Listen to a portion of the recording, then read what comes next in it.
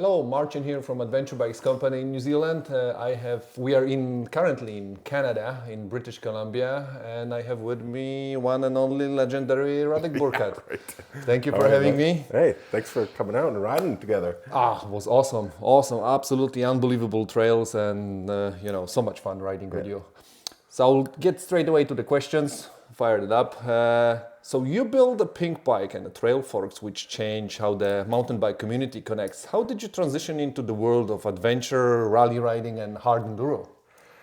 Yeah, I kind of got into mountain biking just because some coworkers were doing that type of stuff, and then as I got into more and more riding, I started pinkbike.com, and then later on, my good buddy Trevor May was the founder of Trail Forks, and we teamed up and kind of built it all out. And as you progress in mountain biking, sometimes you get kind of tired of it, right? You've ridden all the trails, you've been to a lot of places, and one time I was loaded up in the van going to Seattle to see my buddy Andrew, and on the way, as I'm driving, he calls me and he's like, "Hey Radek, I got a dirt bike last week. You should get a dirt bike. We should go dirt biking." And I just joked to him like, "I don't know, if you find one down there, maybe I'll buy one. We'll do it." And at that point, I had never ridden a motorcycle in my life. No license. No license. I never rode this was like, I'm 34 years old or something like that at the time. And he goes, "Hey, here's this number of this guy in Oregon. He's got this bike actually right here. This is a 2006 KTM 525. So was this your first bike? This was my first bike right here. And he gave me the number of the dealer. I got to my buddy's house. We dropped the mountain bikes. We loaded his dirt bike up. We went to Oregon, and I bought this bike. And that was it. That was the start of it. We went riding in what's called Devil's Gulch in Oregon, and yeah, it was terrible. Going uphill, no clutch control. It was pretty small beginnings. And almost 20 years later, the bike is still here. Yeah, no, this guy's gone through a lot. He's raced the Baja 1000 on this bike. Shit. Yeah, so that's pretty cool. It's got some good history. What was the moment you realized motorcycles will become such a big part of your life after mountain bikes? It's this process of you ride mountain bikes and you gradually progress and you get to some level, and at some point you're going out for a new ride and you're not getting better. You're just kind of plateauing, or you're sort of getting not as good as you were. But then you start a new hobby, right? Like motorcycling, and you're such a noob, you're such a beginner, and every day you go out, you get better. That sense of accomplishment, like you want to do it more and more because you're like, "Oh man, I couldn't do that last week, and I've tried it this week, and I can." The progression is the appeal of it, I suppose. And so you went from mountain biking then bought your first dirt bike because your friend ranks you, and you found a bike and you went riding and you started progressing, and then fast moving forward. You've completed legendary events like Baja 1000, Sonora Rally, Romaniacs on a dirt bike, recently on adventure bike, Rally du Maroc. And which of those events tested you the most, and why? Those events, span like 15 years of riding. But, the first epic one was the Baja 1000, which was that same friend of mine. So we got those bikes in 2007. Yeah. The next year, we raced the Baja 1000. A year after you bought your first bike. We had no business doing it. There's a whole little YouTube documentary of us doing it. I'll put the link. And it's total noobs, but somehow we made it. And, Baja is legendary for just challenging you, but at the same time, the community, people helping you. You show up there without anything, and they're not gonna laugh at you, they're gonna help you, right? I think that event, that part of the world it's one of these things. If you show up to try it, everybody will be trying to help you to accomplish it. So it's really cool. But out of all the different events, I think Romaniacs is the most most fun and challenging and rewarding, because it's like a, it's not one day race, it's multiple days. You got to navigate a little bit. You have to conserve your energy. You got to worry about the weather. So was it more difficult on a dirt bike or was it on adventure bike? Because that's the first year they run adventure class. yeah, this adventure class this year was fantastic for the first year of the organizers coming up with set of tracks. I think, a lot of people finished it, which was great. And, it was a little bit, I wish it was harder, more challenging, like more brutal, but I mean, they have to, I think if they made it really hard the first year and nobody finished, people would be like, no. So, but I think from what I hear, they're going to have another class and make it even harder. So they're going to raise the notch. Yeah, so you're going to have from an easier class to a middle class to an even much harder class. So it's going to be ready for anybody. So we will see you next year. Yeah. In Romaniacs for 100%. Yeah, completing for sure. the one step harder class. I think the hardest one, yeah. Just see how it goes, because it's fun. And the adventure class was fantastic because I'm just a regular Joe Blow, and you're in the same class as Paul Torres, Johnny Walker, right? All these legends out there, and you're obviously behind them, but it's still cool that you're kind of racing with them. But even for the so many, I was watching it live, on the Live Maniacs, and so many people sign up this year as well, which is great for the first year. Yeah. Tell us that adventure riding scene is growing, but quite a few people didn't finish as well. So just finishing that thing was a good accomplishment. Yeah, I mean, there's definitely, I would say it was not as technically challenging, but you have to keep moving, right? Like one of the first times we did Romaniacs on dirt bikes, my buddy and I, we just went out there and we thought, oh, this is like a hard enduro ride, no big deal. We're like taking photos during the race and stuff like that. And then we realized, no, this is like full on race. Like people aren't screwing around to hit the time bars. You have to keep moving, right? Like and you have to have the endurance to keep going at a fairly fast pace to finish it. Crazy. So amongst all those races you participated, and I've seen your wall of, all the medals and everything. It's like just, plenty of them. You also have stories when you ride on your own in some places, and one of them which blows me away when I've met you a few years back was, can you tell me the story of that time that you slid the bike, had to take it apart in pieces, piece by piece, hike it up, rebuild it, and ride it home? What went through your mind? Like, what's happened? It's the bike right here. This is the bike.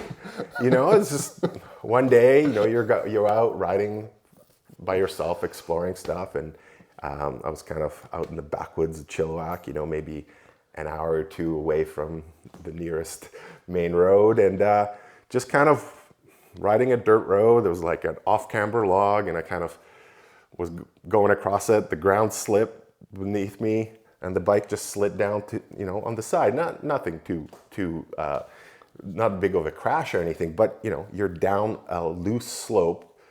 Towards the bottom is a roaring river with cliffs, and you're just sitting there going like, well, what do I do now, right? And you weren't able to ride it out? Or no way, you can't ride it. Go down to the river, cross it? You can't go down, you can't ride it out. And, I'm sure those who have a bike sort of dropped on a side hill, you realize like you lift the front tire, the back tire goes down, right? Yeah. You lift the rear, the front goes down. It's kind of hard to move it up. So luckily, KTM always gives you a toolkit to disassemble most of the bike. So, I took off the seat, took off the tank, took off the rear wheel, took off the front wheel, took off the fork legs, right? And each one of those components, I kind of walked up to the top, and then I kind of had the frame and the engine, the carcass, and I was able to like just slowly move it up the slope, and found a rock, placed the bike, the carcass on a rock like a stand that you're sitting on. Assembled it, and actually kept going after, maybe like a 3 hour. So it took you Pit 3 hours stop. to take it apart Yeah. and put it back together Yeah. and then drag it out. And I can just imagine people passing through and like Oh, there were- you having a bike on a rock completely taken apart, like doing a major service in a full. Well, this was like super remote, so there was nobody around. Like, if there were people, I'd probably ask them to help me. But yeah, you sort of have to be self-sufficient in some sense when you're kind of go ride by yourself. And you basically put it back together, started and rolled it back home.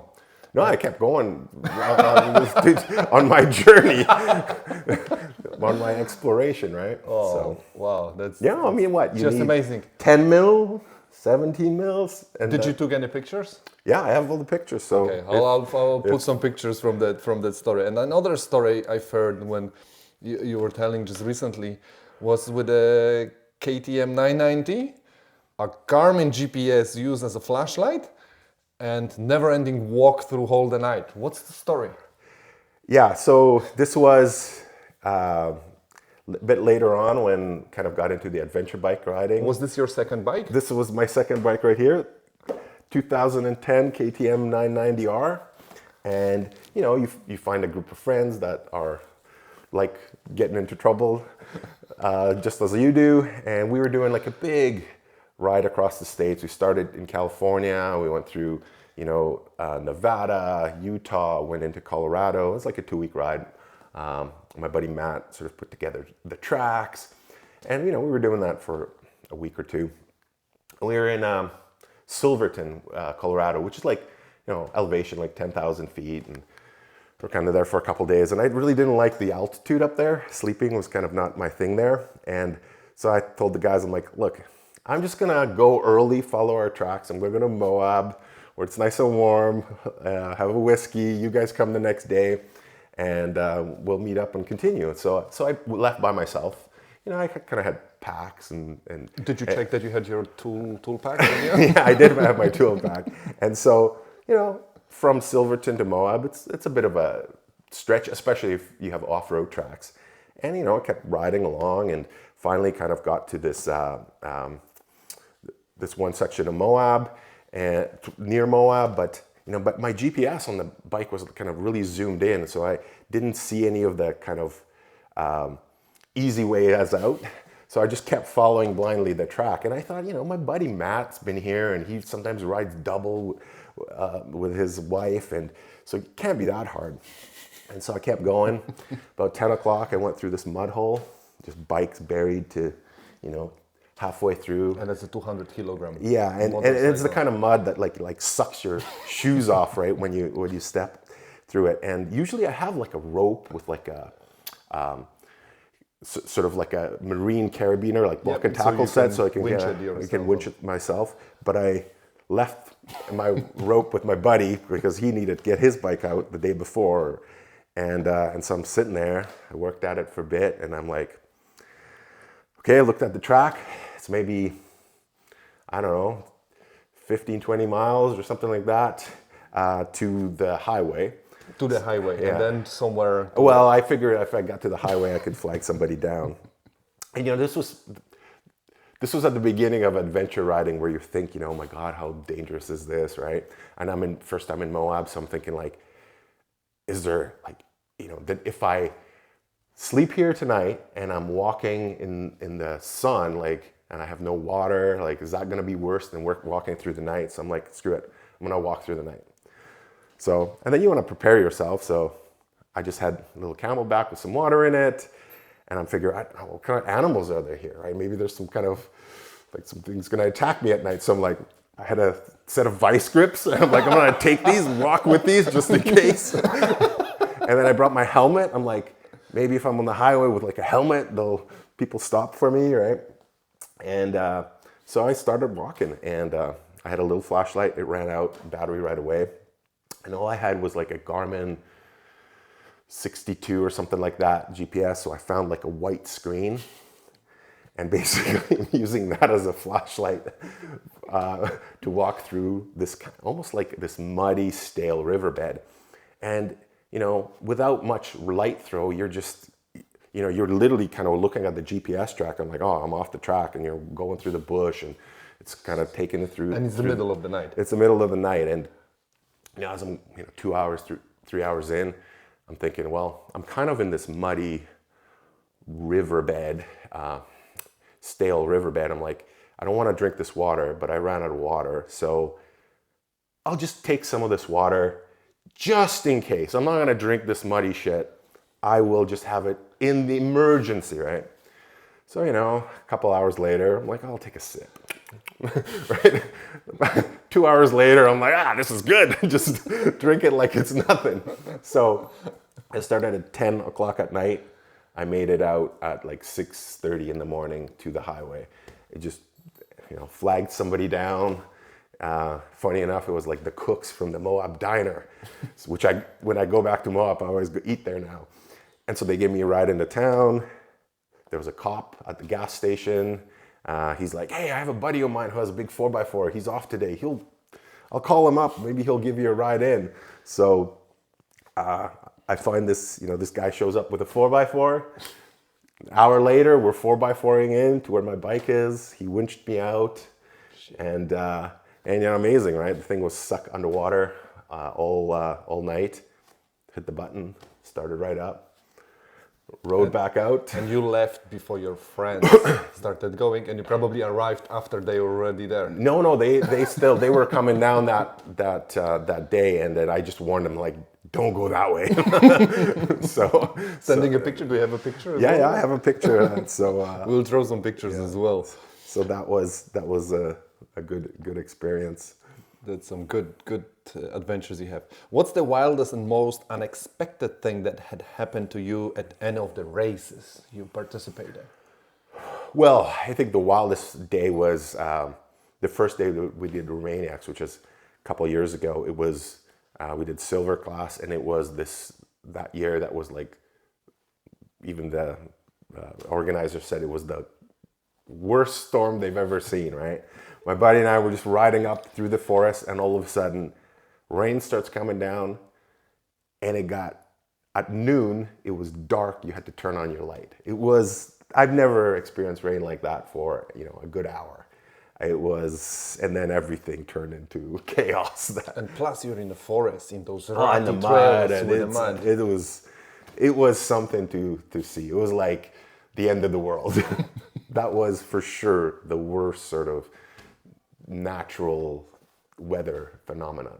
And in all those, races and etc., when you're preparing for the event or race like that, or, on your rides or something like that, how do you balance fitness, navigation, bike prep, mental resilience as well? Because, and encountering being in the wild on your own and walking at night and taking bikes apart as well. So,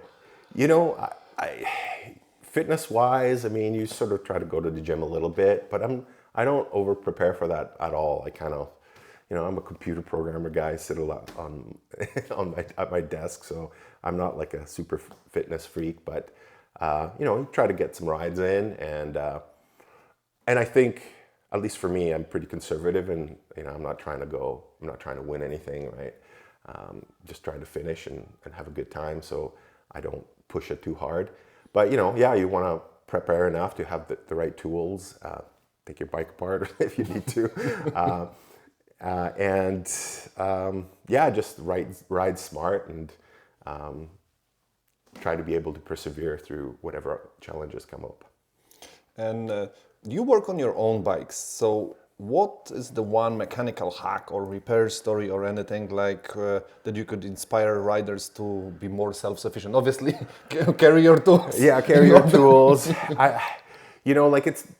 It's a journey, right? Like when I was talking about the story about, Baja 1000, when we showed up down there, right? We were super green, right? So I went on a pre-ride from like San Felipe to like the other side of the coast. And, I was kind of looking through my pack, what I had, and, my buddy's like, oh, well, aren't you going to take a tube or something? I'm like, well, I don't know how to change a tire. Why do I need a tube? Right? And we're running air, just like to that point. That's where it starts, where you don't even know how to change a flat to the point where you can rebuild an engine, right? So it's a progression. learn as you go. You know, you find buddies. Sometimes you get a KTM that makes you a better mechanic faster. but you know, your friends will, you know, I remember Matt showed us how to, you know, do the valves on the 990 and, you know, how to change the oil, right? Like you just kind of start doing stuff and learning as you go. And so basically, as it's a part of the community, Yeah. and then just share the knowledge with people. You bring some people, show them tips, people show you stuff, and that's how you learn. But 100%. unbelievable, you went to Baja without even knowing how to change. yeah, we're like, I'm not going to be able Do to I change need it you? on the trail, right? So, and you know, sometimes you roll the dice, right? A lot of this stuff is, some races you could spend 6 months prepping your bike, rebuilding the engine, and the thing's going to seize 100 kilometers in. Other times you roll up on a piece of crap, you know, with just, you know, nothing, right? Like, and you finish. So obviously you want to prepare, but preparation doesn't guarantee success. Yeah.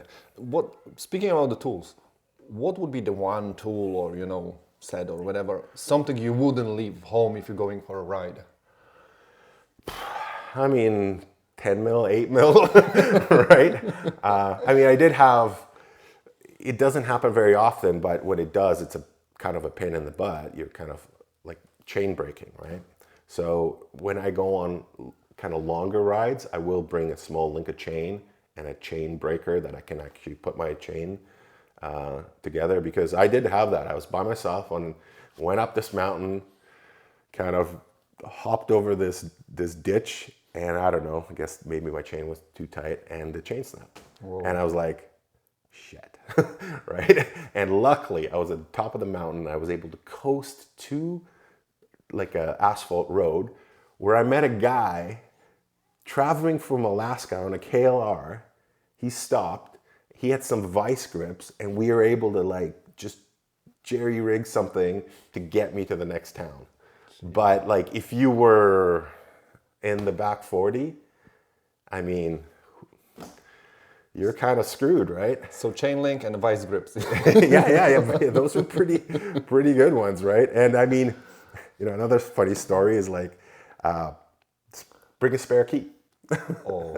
So I have this one, same thing, this 990.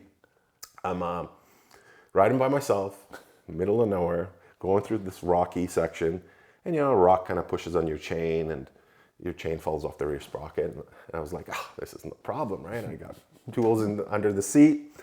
So I put the bike on the center stand, take the key out of the ignition, I put it in the side of the bike to open up the seat, turn it, take the seat off, go put the seat on another rock, but my bike starts leaning over, starts falling. So I run up to catch the bike, and my leg breaks the key off in the side of the bike.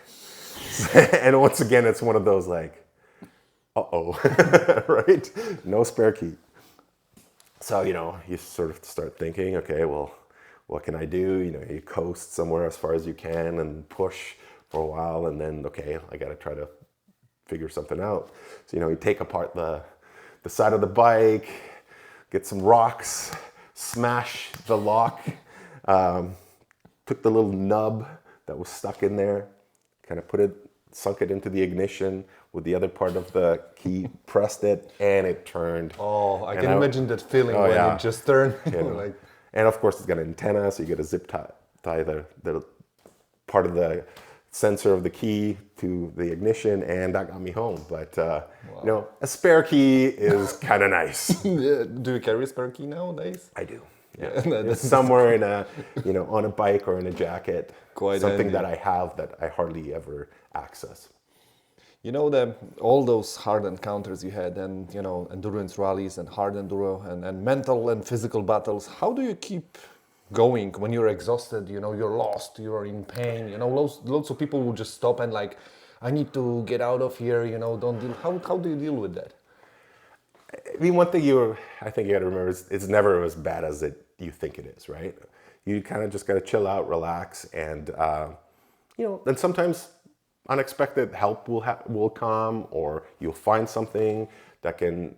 You just got to think a bit. Like, don't worry if you don't know the solution right away. Just let it stew a little bit. Maybe you'll come up with an idea. That's good advice. But but then, race-wise, right? Like one of the things that you realize, like, you're riding, you're racing, and then you screw something up. You fall over, you drop the bike, you have a problem, you have problems, and you get kind of discouraged. So it's important mentally to have this ability to go like, okay, that was stupid, reset, like be positive that you're riding well, things are gonna be okay, instead of like thinking and getting down about some mistake that you've made, right? You gotta be able to reset and come back into sort of a positive mindset.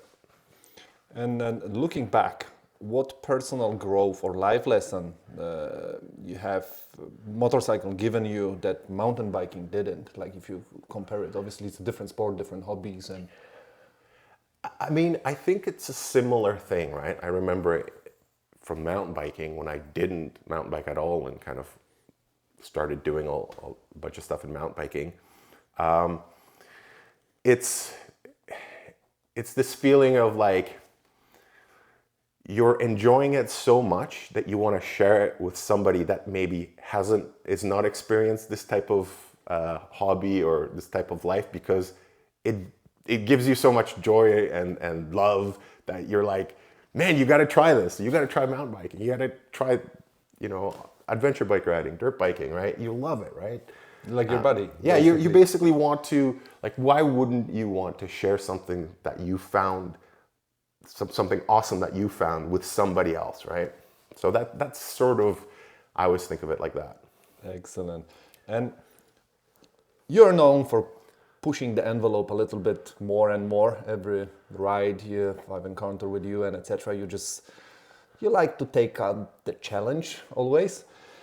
How do you see risk? How do you balance pushing limits while you're staying alive for the next ride? And I'm not saying you're doing, crazy stuff, but you're not shying from a challenge. That's what I mean. I mean, it's calculated, right? Like, I'm not a athlete or anything, right? 50 years old, right? So I'm not like some ripper racer person that's done it all his life, and I'm not trying to win anything. So I'm not trying to send it, but I kind of like, I like riding the 890 like a trials bike. Like, how slow can you go up this? How slow can you crawl up this? So, yeah, you may fall over, right? Or not make it up, but you're not eating shit at 150 kilometers an hour or something, or off a 30-foot gap or something like that, right?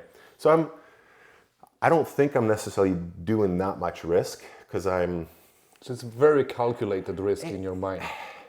Yeah, I mean, yeah. You're moving more slowly with sort of the hard enduro type riding versus super fast stuff, right? And I mean, it varies if you're doing kind of like a Dakar type of riding, right? Rallies, obviously that's more about speed and but maybe that's why as I get older, I'm more in like go super difficult, super hard, but you're going slow.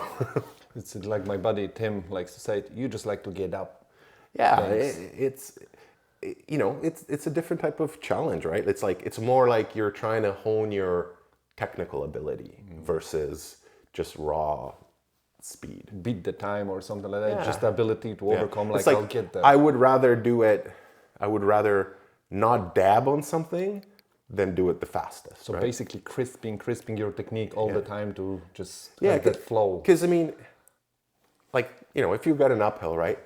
If you send it, like, anybody can get up it, right? If you just give her, right, full speed, you sort of will bounce up there, right? But it's like, well, can you do it at 1/5 that speed, right? Where you With 100% control. yeah, with control, right? So I don't know, I enjoy that. Yeah, right? that's awesome. It's more of just like a fun game. Watching you riding when we went through that forest, it's just, I just see it from far away, like a nice dab and etc. And you just boop, boop, and it just flows through those trails, It's cool. It's really cool. I like it. So you've been in KTM advertisement and and are connected with the global riders. Where do you see adventure and hard riding enduro culture heading? I mean, the KTM stuff, like you run into some friends, right? And it crosses boundaries, right? Because, our mutual friend, Chris Birch, he's the man in adventure bike riding. And, so I met him here a few times. And even though we love riding adventure bikes, when he's not riding adventure bikes, he wants to ride mountain bikes, right? Because, it's sometimes like work versus fun, right? Where you don't get to do every day. And so, we bonded on some of that stuff. So I did some fun stuff with him. And, that's cool. But where is it headed? I don't know. It's more and more people are getting into it. More and more companies are building, different types of bikes, from big 1400 cc bikes to lighter, 450 twins, from, lower bikes to taller bikes. So I think it's appealing more to a larger set of people, right? And it's cool to see, just like from adventure biking across the world versus adventure biking, on a hard enduro, right? So, and everything in between. Because it's amazing, right? Like, you have this 890, you can jump on that, race the Romaniacs, and keep going around the world. Yeah. Right? You can go and visit Austrian KTM motorhall. Yeah, after the race. Exactly, right? Like you can just amazing. You can do it all. Absolutely. And how the community bring more people into adventure riding without diluting the spirit of a challenge? Because there is that line in between. I think with any sport, once it gets fully saturated and people are just doing it because of, the looks, or, don't get any scratches on my bike, right? Yeah, yours is scratchless, like no scratches. Not at all. You will have kind of, it just gets a bit normalized, but you will still always have the hardcore stuff, right? Like what I found interesting is, I'll be in some weird town in some crazy trail, and I run into somebody I know. And I'm like, out of all the places in the world, how am I running into this other person that I know? And you realize after time, it's not like some 1 in a trillion luck. It's just the fact that the people like you that like this type of adventure just gravitate to those cool places. So it's not 1 in a trillion, it's like 1 in 100 maybe. This is awesome. And for the riders who dream of doing some big races like you did, Baja, Romaniacs, ADV rallies and etc., what would be the single piece of advice would you give them? Like you went and you didn't even know how to change the tire. Yeah. So now looking back, what would you say? Like, I think you just do it, right? Like, and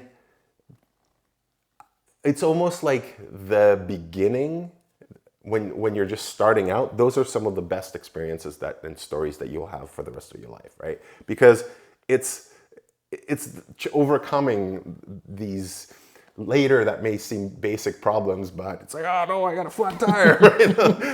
What do I do? What would you like, right. tube?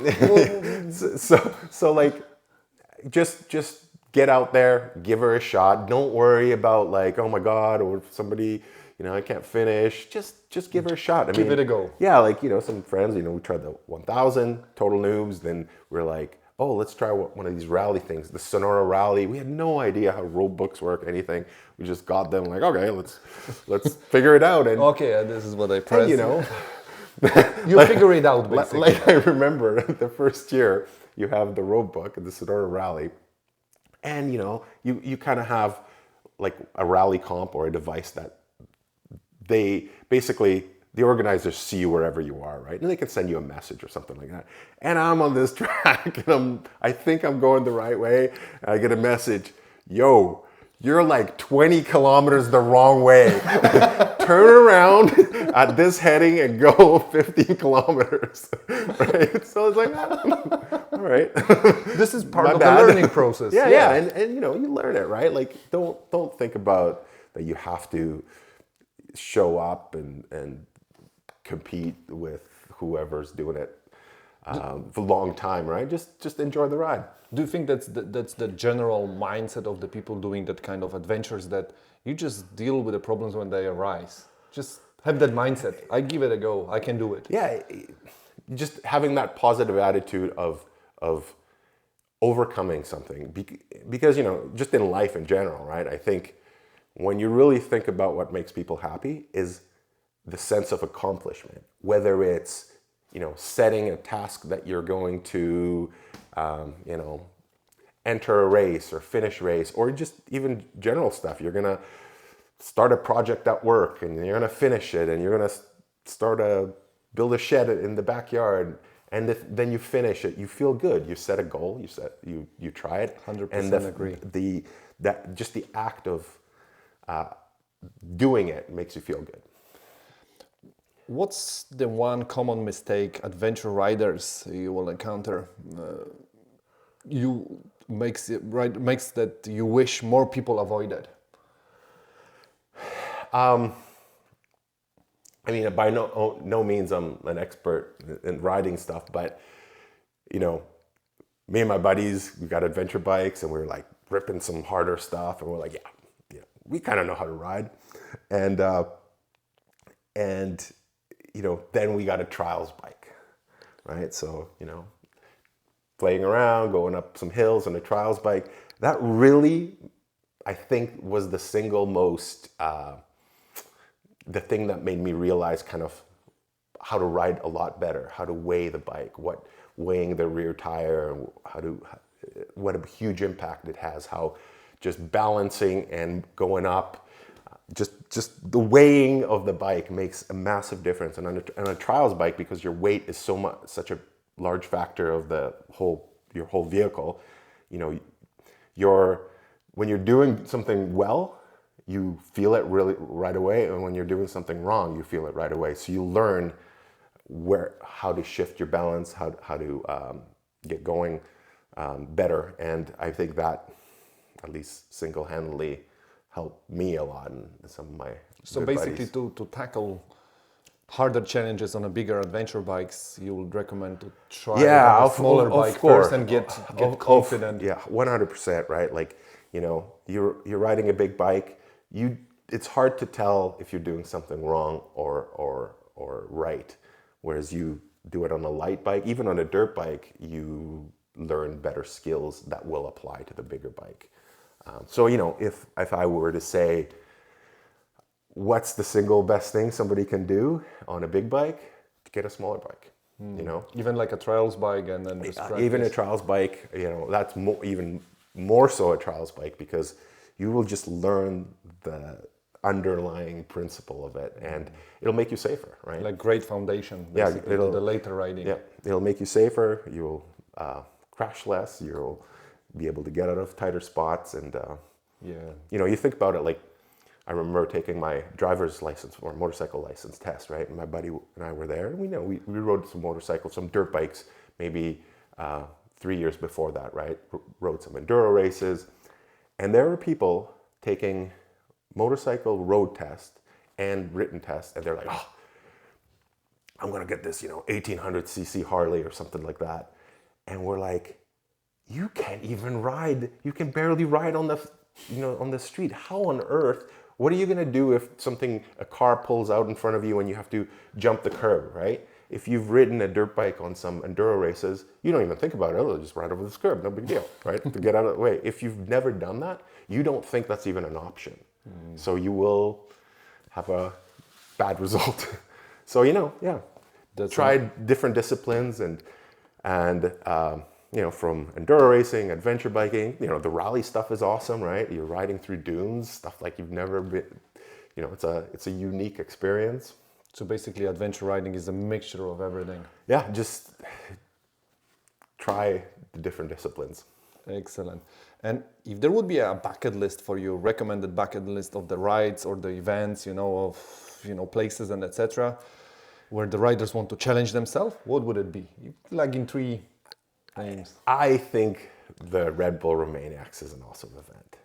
One, it's multiple days, right? You have full set of, gold, silver, bronze, iron, atom. Now gonna have adventure bike classes. You can try it at the lowest level and build your and build your way through it. And it's over 5 days, so it's not like you show up to a race and you travel somewhere and you're done, right? Here it's like a whole multiple days and amazing terrain, amazing scenery, amazing riding, sweet organization, right? So I would say that is probably something you should strive. First three places, basically. Yeah, Try different categories and and I know like some guys we've ridden with, they were like, oh yeah, I tried iron first year, then I did bronze, and then I'm doing silver, right? So they sort of start off and progress, right? Awesome. That's a great thing. When will we see you in New Zealand? Yeah, I got to make it out there. Yeah, I would love to go there. I mean, I hear amazing riding and having your knowledge already there and bikes. So. And you've got Birchie as well, up north as well. So there's plenty of the tackles. And like I said, there's not the challenge, but there's only one person who did the Mount Greenland. Maybe there's gonna be a second. You never know in the future. Yeah. If you could design your dream motorcycle adventure route anywhere in the world, where would you start? Where would you end? I mean, I like the rock crawling stuff, so I kind of like that Moab area. I mean, if you've never been there, you gotta go, right? So you would start in Moab? I would just ride around Moab, basically. You would start and finish in Moab, yeah, basically. Like just the fact that you can crawl up almost vertical walls and, it's super cool. Like, so much variety there, and I guess it depends if you're going for scenery, right? Just distance, adventure, or if you're just thinking, I want to challenge myself on some technical stuff, right? So I'm thinking just more right now, I'm always in the mindset of like, what can I rock crawl as slowly as I can on the 890 without putting my foot down, right? That's my sounds like thinking right now. Moab is a little bit addictive. Yeah, it is. And of course, I mean, here, Squamish, BC is pretty good. And I mean, most places in the world have something. Anywhere between Moab and here, you will find Moab, I mean, pretty cool riding. California's got some good stuff. Arizona, BC, Romania's got some great stuff. So that's awesome. We'll end it up with a quick fire round. So what's your favorite bike you ever owned? I mean, the 990. Legendary 990. It's the legend. It's the legend. And Durag will be happy. It's the legend. It's the ultimate, I would say, basically kind of, old school monster truck. The engine's so torquey, so great sounding, so powerful. And I mean, if you could have that engine inside the 890, that'd be awesome. That's awesome. Maybe in the future, you never know. What would be the most underrated destination you've been? Underrated destination. I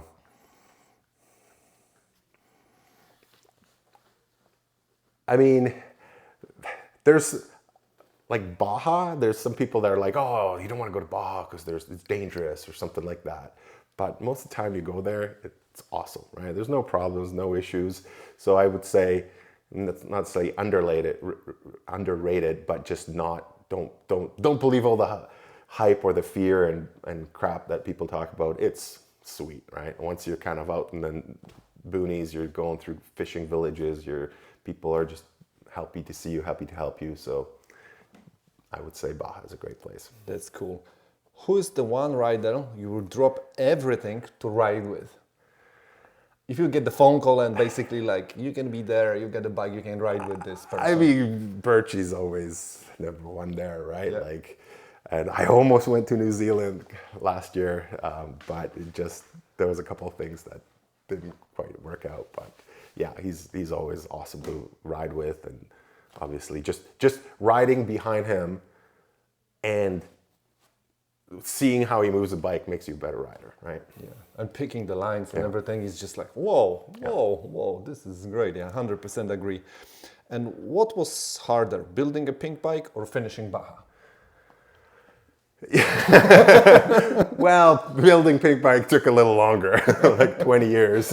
But but it's similar challenges, right? Because I think all these type of things have perseverance as its factor, right? And you just there's so many times you could easily give up and throw in the towel, but it's just going, okay, just push a little more. Whether it's a business, company, work, riding a bike, racing a bike, I think that's similar, right? You just have to dig a little deeper and keep going and Can do it. and then, you know, it's always terrible when you're doing it, but when you're at the finish line, you're like, that was awesome.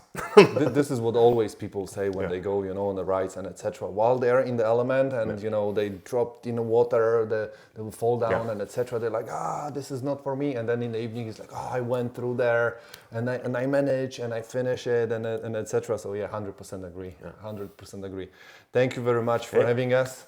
It was awesome to hear your stories, and I'm looking forward to ride with you in New Zealand. Perfect. So make your way there. Bring Monica with you. If you have to bring Mishu and Zito, bring everyone. You know, we'll find well, it. thanks a lot. Like I'm just a knucklehead guy riding bikes. You know, if I could do it, you could do it. Just give her a shot. That's awesome. Thank you. All right, cheers.